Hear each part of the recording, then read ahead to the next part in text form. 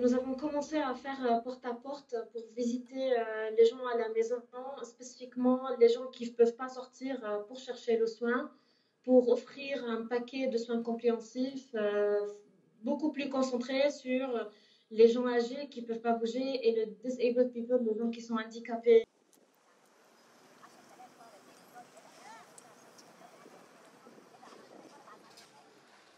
Nous avons pu localiser certaines personnes âgées et handicapées.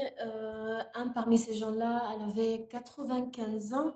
Elle vivait dans une vieille maison endommagée par l'explosion et elle se trouvait dans une situation fragile. Elle voulait rester là où elle est. Cette femme, elle était sous choc. Elle parlait avec les larmes dans les yeux lorsque nous avons parlé avec elle. Et en ce moment, notre équipe est en train de la suivre. La majorité des personnes qui ont encore l'espoir de récupérer leur maison refusent toujours de partir. Il y avait aussi des gens qui sont venus demander à l'équipe MSF de l'aide pour donner des médicaments pour les maladies chroniques dont ils souffraient.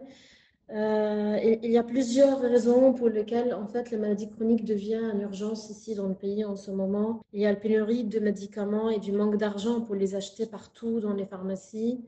Il y avait des pharmacies qui étaient aussi détruites à cause de cette explosion. Le système de santé souffrait déjà avant l'explosion et l'impact de cette situation socio-économique sur les ressources humaines dans les hôpitaux. La capacité et la couverture et l'impact de Covid a rendu le système beaucoup plus faible. L'explosion a causé pas mal de dégâts aux trois hôpitaux dans la région qui étaient connus comme les plus grands hôpitaux de Beyrouth. Avec la situation actuelle de Covid, le besoin d'augmenter la capacité d'hospitalisation et de soins intensifs devient beaucoup plus visible.